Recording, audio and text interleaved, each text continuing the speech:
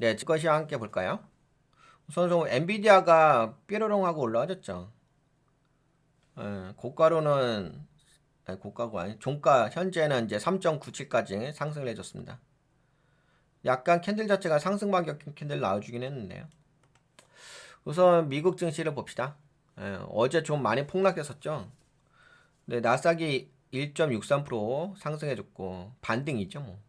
그래서 상승. S&P 500도 1.59% 상승.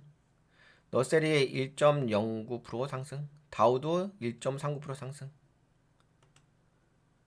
유럽은 뭐 그렇게까지 많이 근데 유럽은 그렇게 빠지지도 않아가지고 그래도 뭐 다 상승이에요. 약간이랬나마. 어제 아시아 증시가 좀 폭락했죠. 이렇게 보면 잘 이해가 안 되시죠? 직관성이 좀 떨어져서 이렇게 볼까요? 이렇게 봅시다. 네, 아시아 증시에서 한국이 가장 좀 많이 하락을 했었고 한국이 마이너스 3.39, 홍콩이 마이너스 3.28. 어제 미국 증시가 폭락해가지고 일본도 좀 빠졌네요. 마이너스 2.88, 중국 마이너스 1.98, 인도 마이너스 1.90, 말레이시아, 싱가포르, 대만. 여튼간에 아시아 증시도 좀 어제는 빠졌었어요. 근데 어제 그나마 그 유럽 증시는 약간만 조정받았죠.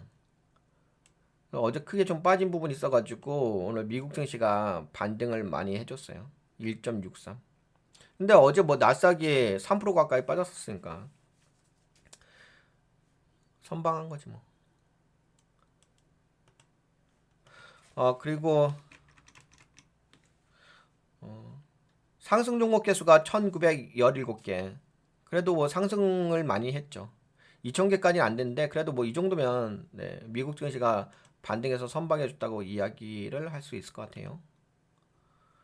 국내 증시 아까 보셨다시피 코스피가 마이너스 3.39, 코스닥은 마이너스 3.49. 외국인들 매도 많이 때렸다.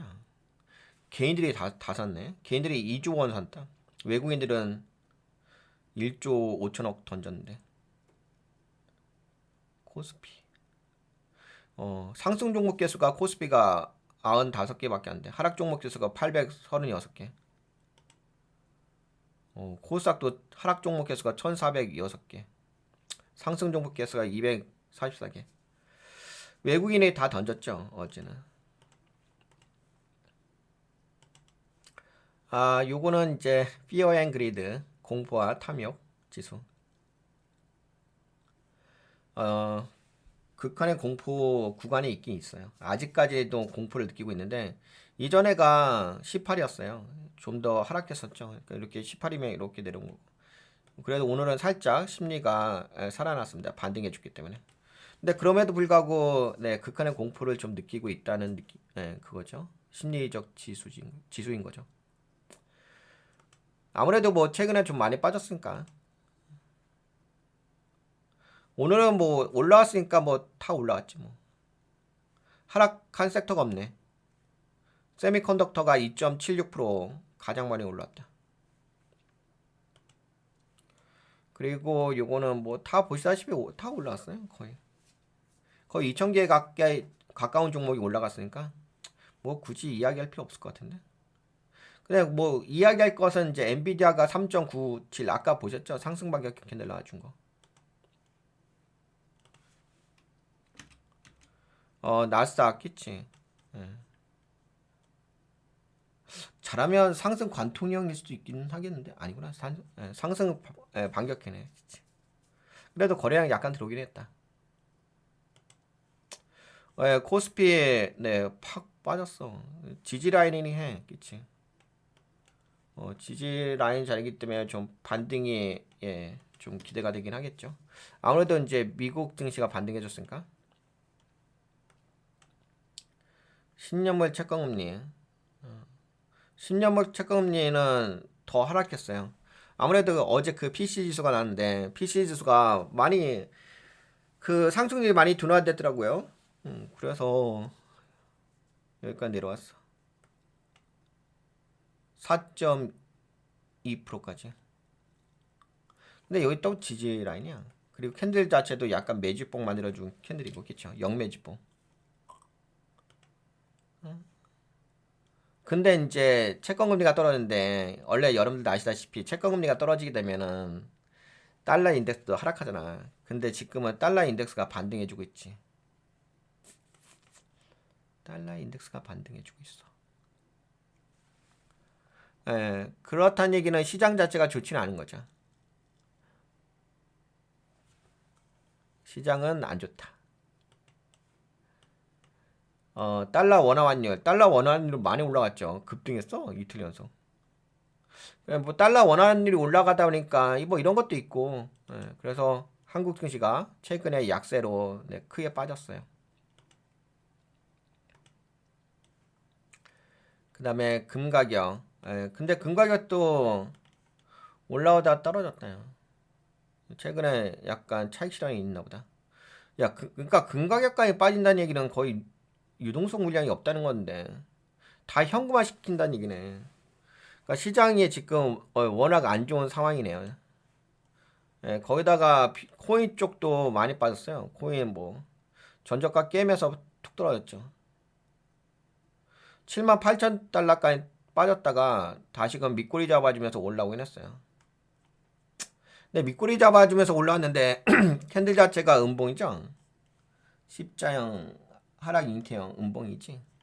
뭐 그러면 그렇게 강한 건 아니네, 그치?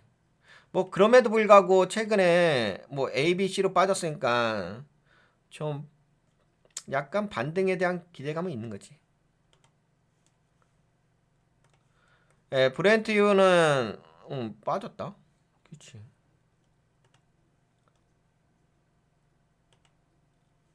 아, 빠졌다, 야.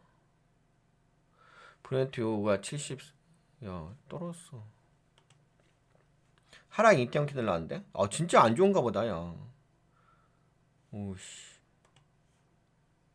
CRB 지수도 뭐 그렇게 올라가진 않죠. 상하이 컨테이너 운임 지수도 그렇고. BDI 지수만 좀 올라오는 건 있다. 네, 이렇게 좀 시황의 그림을 좀 봤고요. 아웃라인은. 그 다음에 어떻게 이야기하고 있는지 시장에서는 함께 살펴보도록 하겠습니다. 오늘 뭐 가장 큰 이슈가 있긴 있는데 뭐 그 이슈가 그렇게 중요한 건 아닌데. 네, S&P 500이 1.59% 상승하며 2월을 마감했다. 변동성 확대 속 투자 심리 회복. 약간.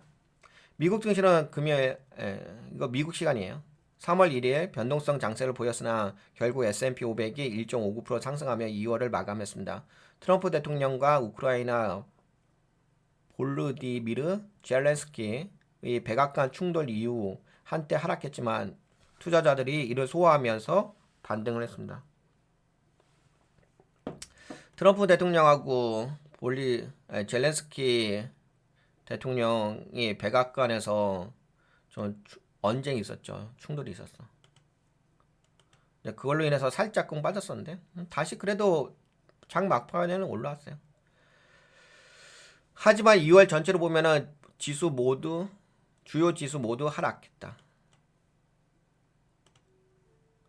특히 기술주 중심의 나스닥 지수가 가장 큰 낙폭을 잠시만요, 여러분들. 잠시만. 소리.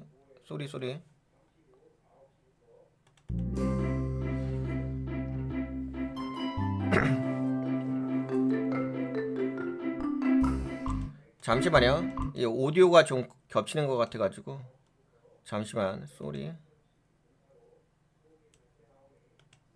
빠빠빠빠.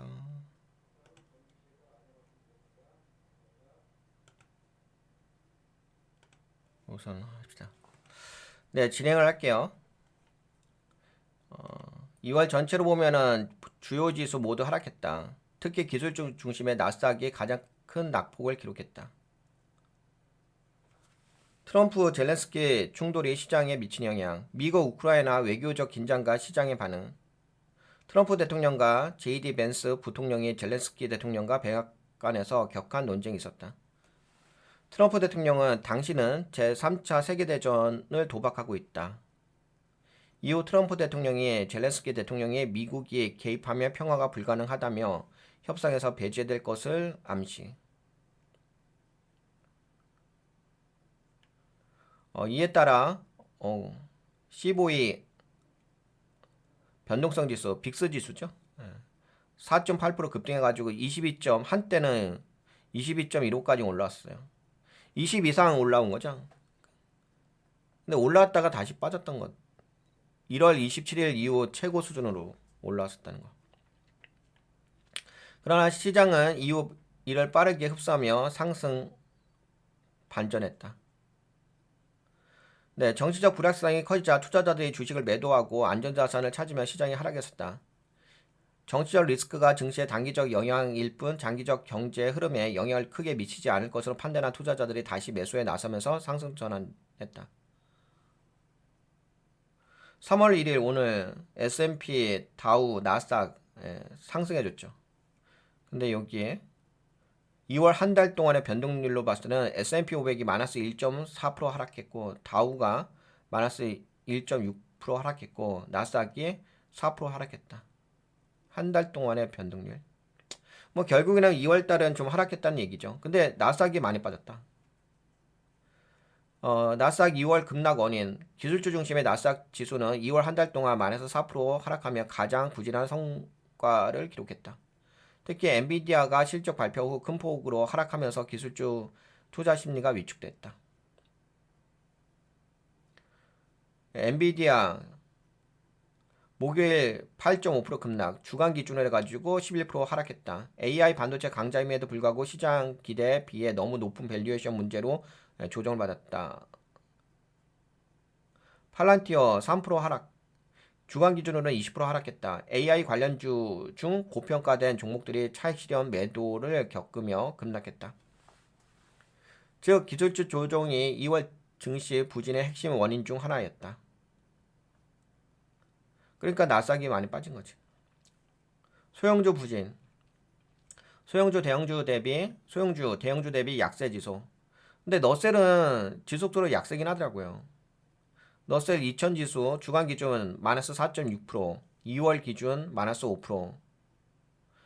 야, 그러니까 소형주가 가장 많이 빠졌지요. 이는 S&P 500의 2배 이상의 하락폭, 소형주 약세 원인, 금리 인하 기대가 있었지만 연준의 조기 금리 인하에 신중한 태도를 보이며 중소기업의 자금 조달 비용이 부담되는 상황, 경제 둔화 신호가 나타나면서 기업 규모가 작은 소형주들이 더 큰 타격을 받음. 이제 경제 둔화 신호 아시죠? 경제 지표, 경기 둔화 신호, 애틀란타 연준 GDP의 전망치 하락. 애틀란타 연준의 GDP 나우 모델은 1분기에 경제 성장률 전망치를 마이너스 1.5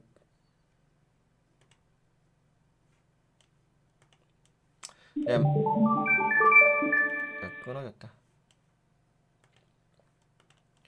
네, 애틀란타 연준 GDP 나우 모델 1분기 경제 성장률 전망치 마이너스 1.5%로 하향 조정. 야, 근데 되게 많이 빠지는 거 아니에요? 마이너스 1.5%면? 그치? 이게 왜 크게 빠지는 거냐면은 이게 딱 봐야 되는데 이게 미국의 GDP 성장률 최근에 나온 게 이거 보시면 아실 거예요. 네, 요게 그 이전 분기에 여기 있죠. 이게 가장 높았거든요. 2024년 3분기가 3.1%였어요, 여기가. 근데 최근에 나온 게 2.3%였거든요. 2.3%. 근데 이게 떨어지지. 전반적으로.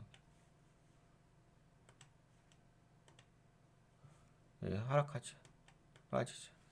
그러니까 여하튼 간에 2024년 4분기에 2.3%가 됐잖아. 그런데 애틀란타 연준 GDP 나우 모델에서는 1분기 경제 성장률 전망치를 마이너스 1.5%로 하향 조정했대. 야, 씨. 야, 마이너스가 나온다고?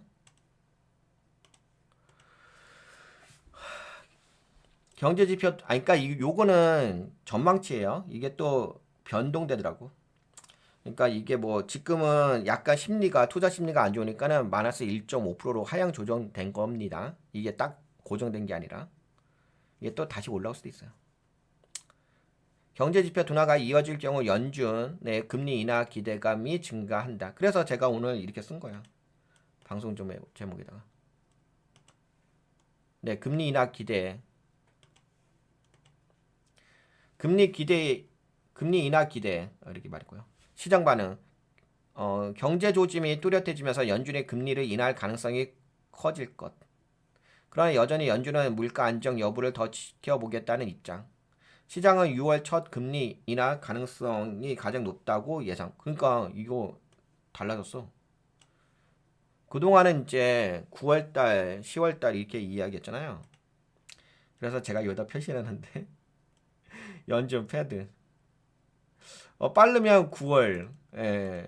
그리고 보통은 이제 10월로 예상하고 있었는데 갑작스럽게 오늘부로 6월에 금리 인하할 확률이 70%까지 올라섰어. CME 패드 치토리에 의한다면. 근데 6월에 금리 인하하게 되면 상반기잖아. 이게 되게 봐봐. 이게 이제 오늘이 야 뭐냐? 3월 1일이네. 3월 20일 날쯤에 연준의 통화정책 회의가 있거든요. 그리고 5월에 야 그러면 요번에 동결, 다음에 동결, 5월에 동결, 진짜 6월에 할 수도 있겠다. 진짜 빨리 하면 5월에 할 수도 있긴 하겠다. 야 그러면 진짜 경제가 안 좋다는 건데 야 심각하다. 근데 뭐 여러분들하고 계속 제가 여기 있잖아요. 돈의 흐름 여기다 경제지표 계속 올려드리잖아. 그치? 네 여러분들하고 이제 살펴보니까는 경제지표가 되게 안 좋게 나오고 있잖아. 드디어 하여튼간 잘 생각해야 돼. 투자할 때요. 향후 시장 전망 및 투자 전략, 정치적 불확실성 지속. 그러나 시장은 경제 지표에 집중할 전망. 그렇죠. 제가 요새 여러분들에게 말씀드렸던 게 경제 지표에 집중하시라고 말씀드렸잖아. 트럼프 대통령의 대외 정책 및 무역 관세 이슈가 증시의 변동성을 줄 가능성. 그러나 장기적으로 경제 지표와 연준의 금리 정책이 더 중요한 변수이다. 근데 이제 금리 정책은 결과론적이잖아. 그래서 경제 지표가 더 중요하지. 물론 이제 중간중간에 있긴 있는데 통화정책 회의가 단기적 투자 전략, 방어적 자산 선호 증가 가능성, 변동성이 큰 장세에서 채권, 금, 유틸리티 등의 방어적 섹터 선호 가능성이 있다라고 하는데 근데 지금은 너무 안 좋아지니까는 이게 지금 어디까지 갔냐면은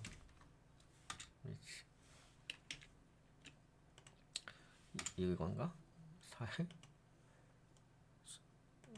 기호. 뭐야? 이게 어디까지 갔냐면 이게 달러로 갔어. 현금, 현금성 자산. 이거는 지금 최악이거든. 현재 시장을 보게 되면 최악의 시장, 최악이야, 최악. 완전 최악이야. 최근에. 그러니까 뭐 실제적으로 지수도 그렇게 많이 빠진 거지. 기술주 조정 후 반등 가능성 검토. 엔비디아, 파란티어 등 고성장 AI 기업들은 조정이 끝나면은 장기적 매수 기회가 될 가능성이 있다. 그 아무래도 그게 레벨이 한 단계 아래로 내려가지 않았나? 나스닥 지수가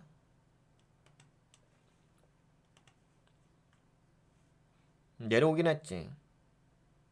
이게 여기 갭 매끄러 내려왔다, 그치? 여기 갭이 쓰잖아. 갭 매끄러 내려왔네. 갭 메꿨다, 야. 그럼 반등 정도는 나올 수가 있긴 한데, 근데 반등이라서 이거 올라가면 어차피 야 그래도 반등은 좀 주긴 하겠다. 야. 여기서 특별한 게 있진 않아서. 여하튼간에 뭐 지금은 반등이죠. 기술주 조정 후 반등 가능성 검토. 엔비디아, 팔란티어 등 고성장 AI 기업들이 조정이 끝나면 장기적 매수 기회가 될 가능성이 있다. 그러나 단기적으로 밸류에이션 부담이 여전히 높아 신중한 접근이 필요하다. 금리 인하 기대감 유지. 연준이 6월 금리 인하를 단행할 가능성이 높아지는 상황.